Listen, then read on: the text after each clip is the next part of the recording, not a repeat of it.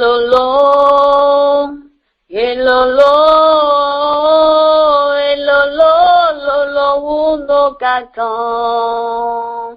Oh, Yesu, ya lolo, elolo, elolo, lolo, uno katan. Yesu, lolo, uno katan. Elo, lolo, uno katan. Yesu, lolo, uno katan. Elo, lolo, uno katan. Yesu, tlako, uno katan. Elo, lolo, uno katan. Elo, yape mau elolo. Elolo, elolo, lolo, uno katan. Elolo, elolo,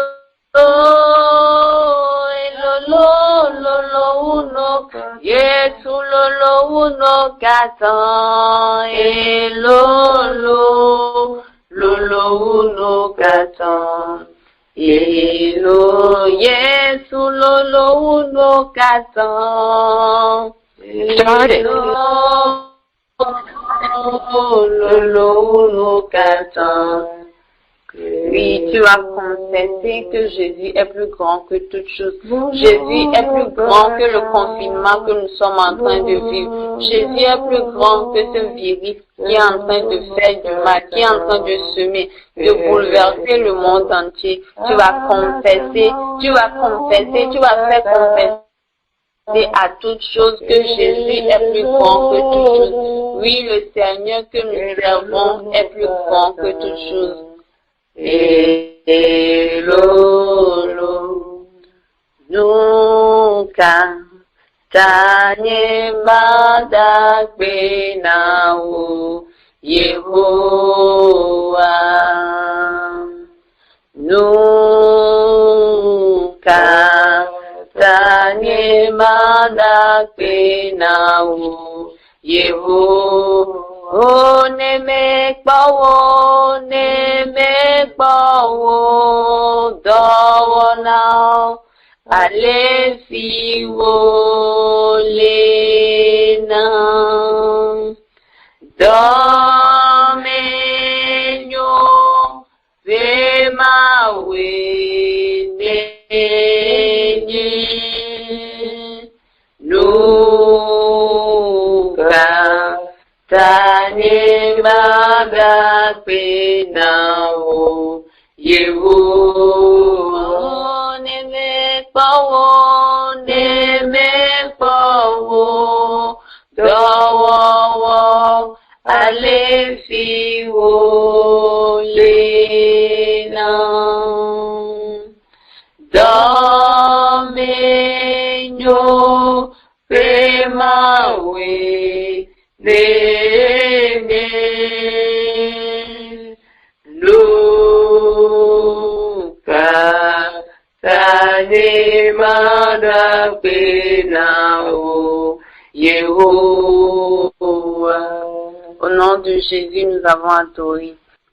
Nous rendons grâce au Seigneur pour ce matin, pour sa présence au milieu de nous.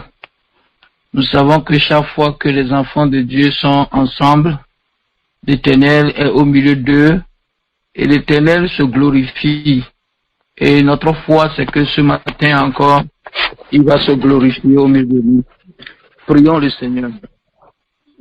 Seigneur notre Père, notre Dieu, nous voulons te remercier pour la grâce de ce matin.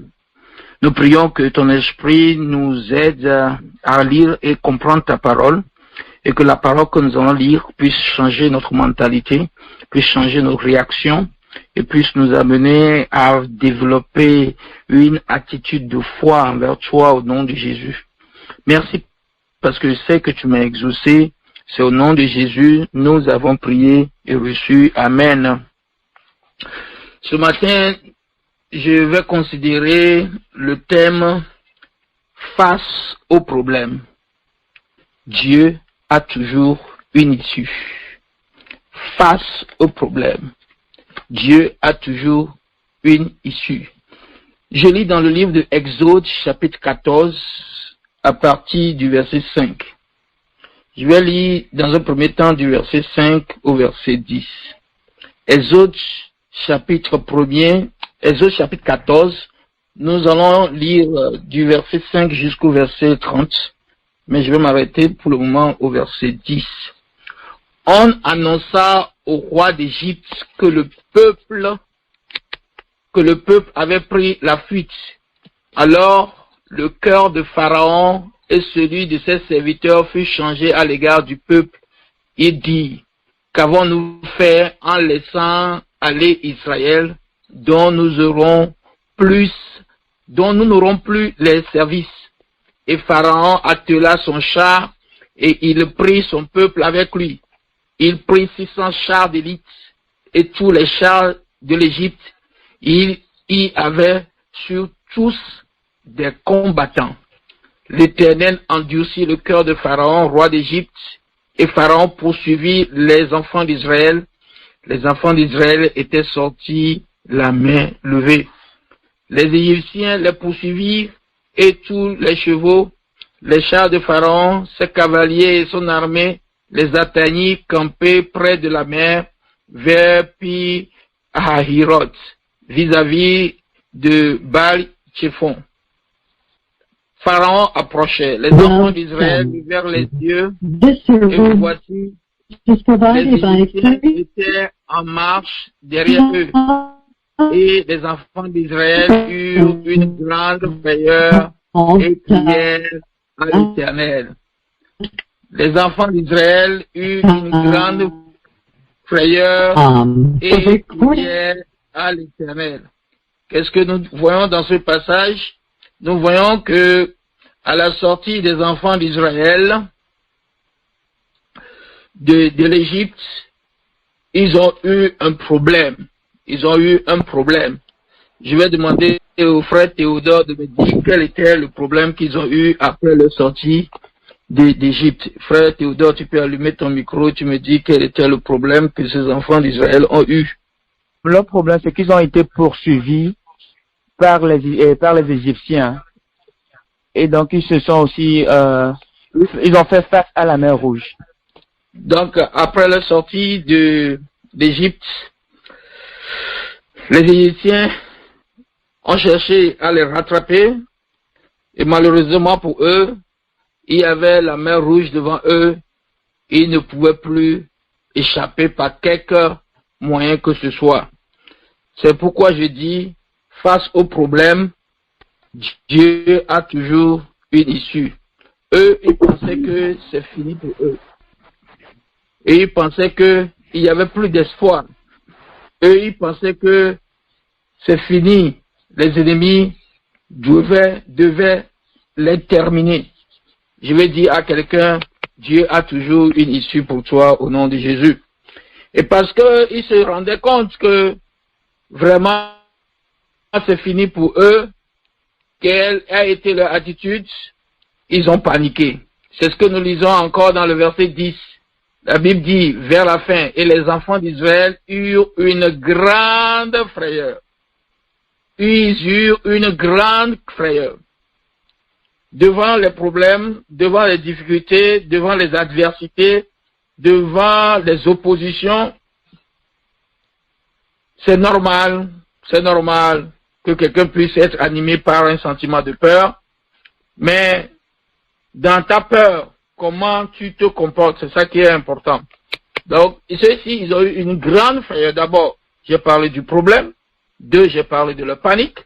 Maintenant, 3, je vais parler de leurs propos déplacés. Verset 11, il dit à Moïse, n'y avait-il pas de sépulcres en Égypte sans qu'il fût besoin de nous mener mourir au désert?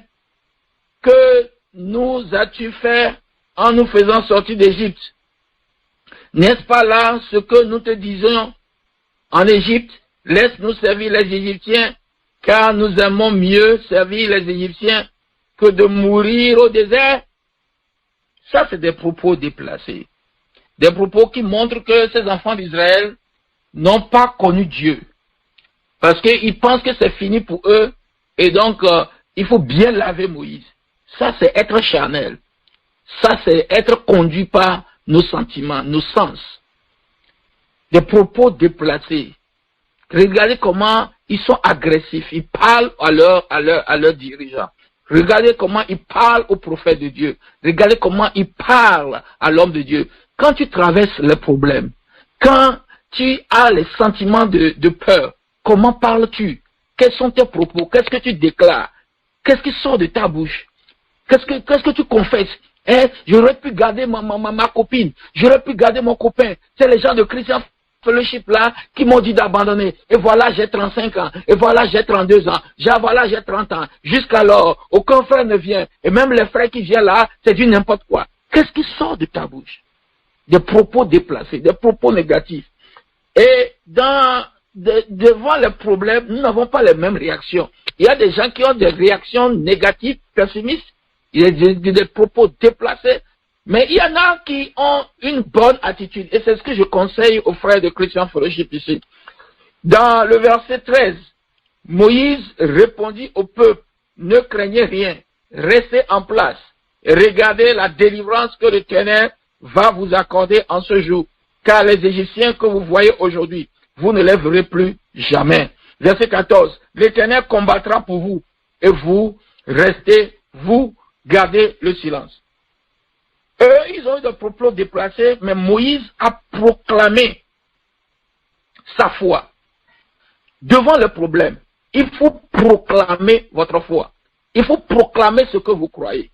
Il faut proclamer le positif. Il faut proclamer la grandeur de Dieu. Il faut confesser le positif. Moïse dit, ne craignez rien. La mer rouge était toujours là. Mais Moïse dit, ne craignez rien. Moïse aussi avait vu les Égyptiens venir avec des chars en centaines. Il a vu. Mais lui, il a proclamé la parole de Dieu. Qu'est-ce que toi tu proclames devant le problème? Tu proclames la grandeur de l'ennemi ou bien la grandeur de Dieu? Tu proclames la puissance de l'ennemi ou bien la puissance de Dieu? Moïse a proclamé. Il dit, restez en place, vous verrez la délivrance que l'Éternel va vous accorder. Les Égyptiens que vous voyez aujourd'hui, vous ne les verrez plus jamais. Ça, c'est une proclamation de la foi. La foi, c'est que quoi? C'est ce que tu crois que Dieu va accomplir, que tu déclares. Et dis, les Égyptiens que vous voyez, c'est vrai, nous les voyons tous, mais ils ne seront plus. Comptant sur quoi? Comptant sur Dieu. Quand tu fais le mauvais rêve, quand tu traverses les difficultés, qu'est-ce que tu dis? Qu'est-ce qui sort de ta bouche? Moïse a proclamé sa foi. Dans la suite de l'histoire, vous verrez que la parole de Dieu est sortie. Face au problème, il te faut chercher la parole de Dieu. Verset 15. L'Éternel dit à Moïse, pourquoi ces cris parmi les enfants d'Israël? Parle aux enfants d'Israël. Parle aux enfants d'Israël. C'est pourquoi je vous parle au 5 de la parole et la promesse de Dieu. La parole de Dieu. Dans tes problèmes, il faut chercher la parole de Dieu. Qu'est-ce que Dieu dit? Avant d'ouvrir la bouche pour donner des propos déplacés, dis-toi, qu'est-ce que Dieu dit? Est-ce que Dieu dit que c'est fini, je vais mourir ici? Qu'est-ce que Dieu dit? Dieu dit, parle aux enfants d'Israël. Et Moïse a parlé aux enfants d'Israël. L'Éternel dit, parle aux enfants d'Israël et qu'ils marchent. Parle aux enfants d'Israël et qu'ils avancent. Ça veut dire que Dieu multiplie par zéro les obstacles qui sont devant eux. Ça veut dire que Dieu multiplie par zéro les ennemis qui sont après eux. Ça veut dire que Dieu multiplie par zéro tout ce qu'ils ressentent dans leur cœur, dans leurs sentiments. Dieu multiplie tout cela par zéro. Dieu dit, avancez. Parle. Mon frère, il faut chercher la parole de Dieu. Avant de commencer à pleurer, avant de commencer à murmurer, cherche la parole de Dieu. Cherche aussi la promesse de Dieu. La promesse de Dieu. Dieu dit, parle aux enfants d'Israël et qu'ils marchent. Et Dieu maintenant leur donne une promesse que je vais vous lire dans le verset 17 et le verset 18. Et moi je vais endurcir le cœur des Égyptiens pour qu'ils entrent après eux. et Pharaon et toute son armée, ses chars et ses cavaliers feront éclater ma gloire. Ton problème, tes ennemis vont faire quoi? Vont faire éclater la gloire de Dieu. C'est la promesse de Dieu. Verset 18. Et les Égyptiens sauront que je suis l'Éternel quand Pharaon, ses chars et ses cavaliers auront fait éclater ma gloire. Dans tes problèmes, il faut chercher la parole de Dieu. Dans tes problèmes, il faut chercher la promesse de Dieu. Dieu dit, Moïse dit-leur que ce problème-là va faire éclater ma gloire. Et si c'est ça, tu crois, tu vas confesser ça. Si c'est ça, tu crois, tu vas déclarer ça. Dieu dit, ils n'ont qu'à avancer. Il y a Pharaon derrière eux, je m'en fous de Pharaon. Et ils n'ont qu'à avancer parce que ils vont faire éclater ma gloire. Je voudrais que quelqu'un apprenne quelque chose ce soir. Quelqu'un apprenne quelque chose ce matin. C'est que quoi? Mon problème va faire éclater la gloire de Dieu. Mes ennemis qui me poursuivent la nuit dans mon sommeil, ils feront éclater la gloire de Dieu. Les gens qui disent que, oh, pourquoi il est en train de réussir? Nous avons tout fait pour le ramener en arrière. Ils vont faire éclater la gloire de Dieu. L'autre chose que je voudrais que vous voyez, c'est que Dieu se positionne dans nos problèmes. Le positionnement de Dieu quand nous faisons face aux problèmes. Quand nous faisons face aux problèmes, Dieu ne reste pas à l'écart. Dieu est vraiment actif lorsque ses enfants font face à des difficultés, lorsque ses enfants font face à des challenges, lorsque ses enfants font face à des problèmes. Et il se positionne. Dieu se positionne. Lisez le verset 19. L'ange de Dieu qui allait devant le camp d'Israël partit et alla derrière eux. Pourquoi il est parti rester derrière eux? À cause des enfants de Pharaon et des chars de Pharaon qui menaçaient de tuer, qui menaçaient de tirer sur les enfants d'Israël.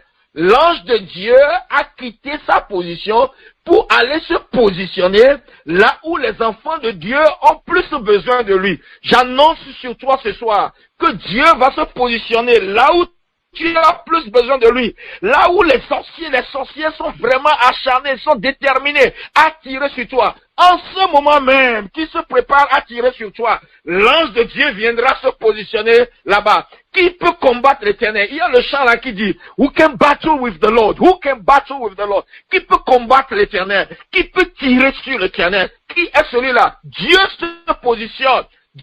Dieu se positionne à notre avantage lorsque nous faisons face aux problèmes. Et l'ange de Dieu est parti rester derrière eux. Et la colonne de nuée qui les précédait partit et se tint derrière eux. Il se plaça entre le camp des Égyptiens et le camp d'Israël. Cette nuée était ténébreuse d'un côté et de l'autre elle éclairait la nuit.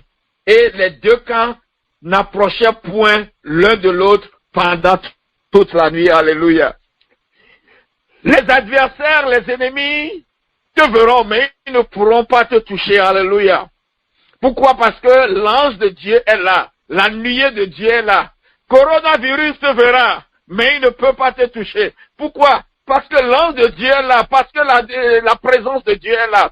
Les sorciers du village, ils vont apprendre tes progrès. Ils vont apprendre tes exploits. Ils vont courir après toi. Mais ils vont rester là. Et ils ne pourront pas te toucher. Parce que l'ange de Dieu est là. La présence de Dieu est là.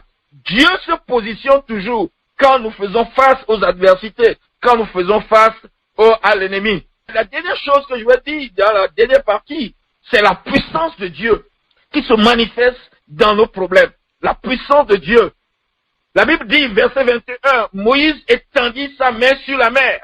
Et l'Éternel roula la mer par un vent d'Orient qui souffla avec impétuosité toute la nuit. Il mit la mer à sec et les eaux se fendirent. Moïse, est-ce que c'est ta verge qui a partagé la mer? Non. Il étendit sa main sur la mer. Mais la puissance de Dieu a agi. Il te faut simplement d'écouter la parole de Dieu, de recevoir les instructions de Dieu. Les instructions de Dieu peuvent paraître ridicules, mais la puissance de Dieu supporte, soutienne sa parole. Ce que Dieu dit, sa main l'accomplit. Quand il a dit, Moïse, dis-le d'avancer, et moi je vais faire partager la mer Rouge. Tu vas étendre ta veille sur la mer. Si Moïse était comme les enfants d'Israël, il devait ramasser Dieu. Il devait ramasser Dieu. Mais Moïse était un homme de foi. Face au problème, seras-tu un incrédule ou bien un homme de foi? Seras-tu un homme pessimiste ou bien optimiste comptant sur Dieu? Moïse a compté sur Dieu et la puissance de Dieu ne l'a pas déçu. La puissance de Dieu ne te décevra pas au nom de Jésus-Christ. Les enfants d'Israël entrèrent au milieu de la mer à sec grâce à la puissance de Dieu. Ils rentrèrent grâce à la puissance de Dieu. Verset 24. À la veille du matin, l'Éternel de la colonne de feu et de nuée. L'Éternel de la colonne. L'Éternel de la colonne de feu et de nuée regarda le camp des Égyptiens et mit en désordre le camp des Égyptiens. Il ôta les roues de leurs chars et rendit la marche difficile. Les Égyptiens dirent alors, fuyons devant Israël, car l'Éternel combat pour lui contre les Égyptiens. L'Éternel dit à Moïse, étends ta main sur la mer, et les eaux reviendront sur les Égyptiens, sur le char et sur le cavalier. Moïse étendit sa main sur la mer, et vers le matin, la mer reprit son impétuosité, et les Égyptiens s'enfuirent à son approche. Mais l'Éternel précipita les Égyptiens au milieu de la mer. Les eaux revinrent et couvrirent les chars, les cavaliers et toute l'armée de Pharaon qui était entrée dans la mer après les enfants d'Israël. Et il n'en échappa pas un seul. Toute l'armée qui est après toi ne va pas échapper. Il n'en échappera pas même un seul au nom de Jésus-Christ. Les enfants d'Israël marchèrent à sec au milieu de la mer. Mais les eaux formaient comme une muraille, et les eaux formaient comme une muraille à leur droite et à leur gauche. En ce jour, l'Éternel délivra Israël de la main des Égyptiens. L'Éternel te délivrera, ma soeur, mon frère, par sa grande puissance de la main de tes ennemis. Et Israël vit sur le rivage de la mer les Égyptiens qui étaient morts. Ils mourront tous au nom de Jésus-Christ. Ils vont s'approcher de toi. Par ça qu'ils vont pouvoir te délivrer. Ils vont pouvoir te détruire. Mais ils ne le pourront pas. Verset 31. Israël vit la puissante main que l'Éternel avait dirigée contre les Égyptiens. L'Éternel dirige une puissante main contre tes ennemis, contre tes adversaires, une puissante main contre tes obstacles, contre tes problèmes, au nom de Jésus. Dieu s'occupera de nos ennemis. Dieu s'occupera de nos problèmes. Et le peuple craignit l'Éternel et crut en l'Éternel et il crut aussi en Moïse, son serviteur, en ce jour-là. Face au problème, Dieu a toujours une issue. Les Israélites n'auraient pas pu croire que Dieu va utiliser un moyen si simple pour déstabiliser leurs ennemis. Ils n'auraient pas pu croire que Dieu va les faire échapper de ses ennemis. Mais Dieu est puissant, il demeure puissant. La Bible dit, l'Éternel de la nuée. Il y a l'Éternel qui est dans les choses que nous voyons un peu simples. L'Éternel a utilisé la verge. L'Éternel de la colonne de feu. L'Éternel de la nuée a agi et les enfants d'Israël en étaient délivrés. Je prie pour toi, je prie pour quelqu'un. Le problème peut être là. Ne panique pas. Ne donne pas des propos déplacés. Fais des proclamations de foi. Entends la parole de Dieu et la promesse de Dieu. La parole de Dieu à Israël, c'est que avance. Ne recule pas. La parole de Dieu, c'est que quoi? Ce problème va faire éclater ma gloire. Ils ont cru en cela. Moïse a cru en cela. Et quand ils ont cru, Dieu s'est positionné à leur côté pour les protéger et pour les délivrer. Et Dieu a manifesté sa puissance pour partager la mer Rouge et pour faire perdre leurs ennemis, pour déstabiliser leurs ennemis. Ainsi sera-t-il pour toi ce jour, au nom de Jésus-Christ. Si tu me crois, tu peux baisser ta tête et ouvrir ta bouche et confesser ce que tu crois. Je veux que quelqu'un fasse une proclamation de la foi aujourd'hui. Tu fais une proclamation de la foi comme Moïse aujourd'hui. Que tu fais une proclamation de la foi. Ne donne pas de propos déplacés. Ne panique pas. Ne panique pas. Proclame ce que tu crois. Proclame ce que tu crois. Proclame ce que tu crois. L'Éternel dit à Moïse, pourquoi ces enfants crient? Pourquoi ils sont restés sur place? Parle-leur et qu'ils avancent. Nos problèmes ne doivent pas nous arrêter. Coronavirus ne doit pas nous paralyser. Parle-leur et qu'ils avancent. Et Moïse a proclamé, ne craignez rien. Qu'est-ce que tu proclames? Ne craignez rien. Regardez la délivrance que l'Éternel va nous accorder en ce jour. L'Éternel va nous accorder une délivrance en ce jour. Proclame cela. Proclame la délivrance de Dieu. Que ta bouche ne dit rien de négatif. Que ta bouche ne confesse aucune murmure. Mais que ta bouche proclame la parole de Dieu. Proclame la foi. Proclame la puissance de Dieu. Moïse a dit, ces Égyptiens que vous voyez aujourd'hui, vous ne les verrez plus jamais. Et ça a été confirmé par la puissance de Dieu. Proclame quelque chose que Dieu va confirmer. L'Éternel combattra pour vous. Il a dit ça. Et Dieu a combattu pour eux. Toi aussi, dis quelque chose que Dieu va proclamer. Cette maladie que je vois dans mon corps, je ne la verrai plus jamais. Cette difficulté qui est devant moi, je ne la verrai plus jamais. Ces ennemis qui viennent après moi, ils périront tous. Ils périront tous.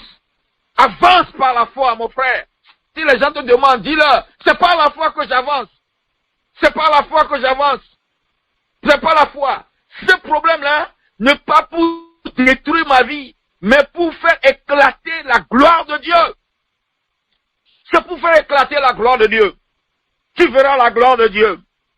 Je verrai la gloire de Dieu. Ce que tu traverses, c'est pour faire éclater la gloire de Dieu. Pourquoi? Pourquoi? Parce que Dieu ne reste pas indifférent. Dieu s'est positionné en face des ennemis des enfants d'Israël. Et Dieu a dit à ses ennemis, touchez, on va voir. Ils sont restés sans pouvoir rien faire contre les enfants d'Israël. Les sorciers que tu as vus dans ton rêve ne pourront rien faire contre toi. Parce que l'Éternel s'est positionné. L'Éternel s'est positionné. L'Éternel a quitté sa position initiale et s'est placé là même où les ennemis pourraient t'attaquer. Là même où ils pourraient t'attaquer. Peut-être que c'est dans le mariage. Peut-être que je ne sais pas à quel niveau. Mais je veux que tu saches que Dieu s'est positionné là-bas et il veut faire éclater sa gloire. Dieu a déployé sa puissance, sa grande puissance pour partager la mer rouge en deux. Et cette même puissance est déployée ce matin. Cette même puissance est déployée ce matin. Dieu a enlevé les roues. Il a ôté les roues du dessous des chars des enfants d'Israël. Je vais t'annoncer aujourd'hui. Ce sur quoi les sorciers comptent. Ce sur quoi les ennemis comptent. Dieu a mis du désordre là-bas. La puissance de Dieu est en train d'agir là-bas. Proclame cela. Proclame cela. Proclame cela. Les enfants d'Israël ne savaient pas que Dieu allait faire tout cela. Mais toi aujourd'hui, tu as une fois lu ça. Dieu va faire plus que cela. Il va déstabiliser tout ce sur quoi les sorciers, les sorcières, les ennemis comptent pour te détruire, pour te déstabiliser, pour te tuer. Dieu va les déstabiliser. Ainsi soit-il ce matin. Au nom de Jésus-Christ. Seigneur Dieu, je te bénis pour ta parole. Les problèmes sont là, mais nous n'allons pas paniquer. Nous n'allons pas faire sortir des propos déplacés. Nous allons proclamer notre foi. Seigneur Dieu, je prie, je demande que quelqu'un comprenne qu'il y a une parole de Dieu devant chaque problème. Et il y a une promesse de Dieu devant chaque problème. Je prie que quelqu'un comprenne que Dieu se positionne chaque fois que nous faisons face au problème. Il est avec nous. Et qu'il est prêt à manifester sa puissance. Que ta puissance se manifeste aujourd'hui dans la vie de tes enfants. Que ta puissance se manifeste dans le groupe Christian Fellowship. Que ta puissance se manifeste, oh Dieu, pendant que quelqu'un fait face à des terribles problèmes au nom de Jésus-Christ. Et que la gloire de Dieu s'éclate dans ta vie, ma soeur. Que la gloire de Dieu s'éclate dans ta vie, mon frère. Au nom de Jésus-Christ. Ainsi soit-il pour toi. Ainsi soit-il pour nous. Dans le nom de Jésus, nous avons prié et reçu. Amen. Que Dieu vous bénisse.